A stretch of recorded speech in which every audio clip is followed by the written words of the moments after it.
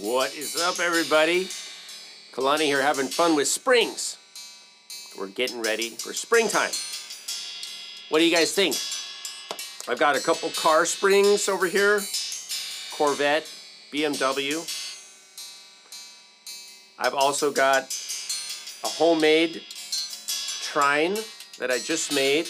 And if you look at my Patreon account, I'll leave a link to this, how I made this, below.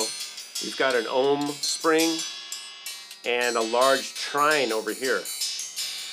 Lots of cool stuff, you guys. I went over all these on my last Tuesday Muse Day, so look at that. The live stream every Tuesday at 5 Pacific time.